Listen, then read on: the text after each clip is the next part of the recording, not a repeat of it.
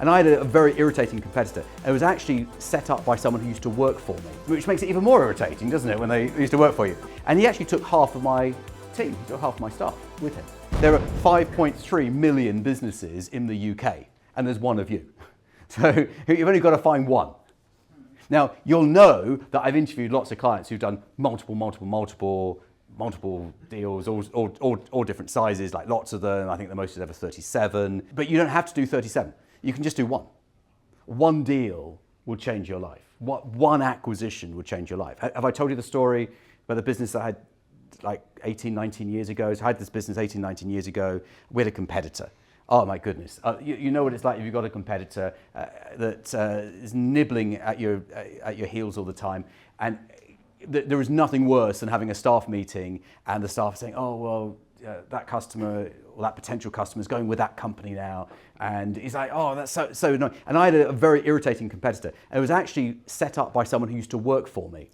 And which makes it even more irritating, doesn't it, when they used to work for you. So very irritating, in fact. And he actually took half of my team, he took half of my staff with him because he's persuaded them that the grass was greener. Some of them tried to come back, but I actually said no. I said, no, you made your choice, you made your bed, lie in it, stick with your choice. But they were around for 5 years. And we were doing several million of revenue. They were doing a little bit less, but it was still several million of revenue. And I got a phone call on a Sunday afternoon, and it was from Peter, who owned this competing business. And I said, I was a little frosty, you don't want to be called up by the owner of your competitors on a Sunday afternoon. I said, yes, Peter.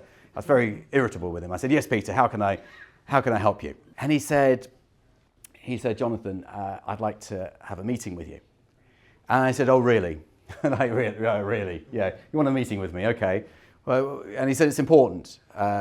Would you come to Wolverhampton tomorrow? Now, I don't know about you, but I need a really good reason for going to Wolverhampton any day of the week. It's a lovely place. And have you been? And now I went to Wolverhampton the next day because, to be fair, he did sound serious. He didn't sound like he was messing me around. And I went to see him, and he said he was there with his son. We met in a hotel just down the road from their office, and we danced around a little bit. Not literally, but which would have been a rather strange way to start a meeting. And eventually got to the point. He got to the point, and the point was, would you like to buy the business? Now, my heart just sort of leapt out of my chest because there was that ha-ha, ha-ha, ha-ha, ha-ha. So an intense afternoon of negotiation followed, where I discovered that there were health problems forcing him to take a back seat. He just did not want to do this anymore. He'd been competing against us for 5 years. I thought it was stressful. He thought it was even more stressful. And we did a deal.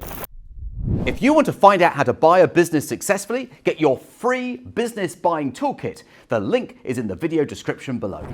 And then Friday afternoon of the same week, so I met him on Monday, so Tuesday, Wednesday, Thursday, Friday, so 4 days later, I owned that business, and we'd taken our business that was doing about 2.5, and his business was doing about 2. So we've gone up to a 4.5 million revenue business in the space of 4 days, in exactly the way that I teach people now, in 4 days. So when people say it takes months to do a business, to buy a business, yes, it can, but in some deals, I mean, this was an asset purchase. It was very, very straightforward. In fact, my lawyer who did that for me then is still my lawyer today, and we did the deal.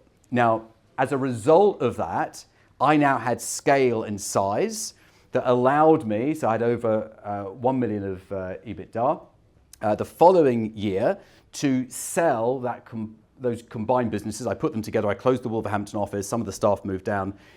Most didn't, but I acquired a couple of really good members of staff, grew the business as a result. Because when you've got a competitor and you remove a competitor, then suddenly everything becomes easier. It's like the brakes come off.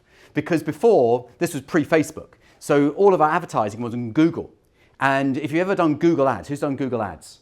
Oh my goodness, you put your credit card in, it's like you can feel it in your pocket burning with Google debiting your credit card every couple of days. I mean, the money just flies off the credit card. But now, of course, we weren't having to compete, so we were kind of number one all the time for a lot less cost. So our profitability went up, and that allowed me to sell the business the following year to a London-based private equity firm for £7 million in cash. And I was able to do that because I'd made the acquisition. And the investments that I made, and this is like 18, 19 years, this is not yesterday, this is 18, 19 years ago.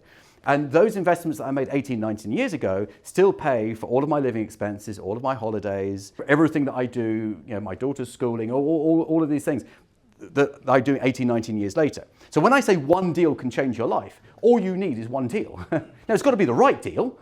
And there's the right type of business and the right size of business. You're not going to change your life buying a business that does 25,000 of revenue. That's not going to make any difference to anyone. But if you do the right deal, then everything else just can fall into place.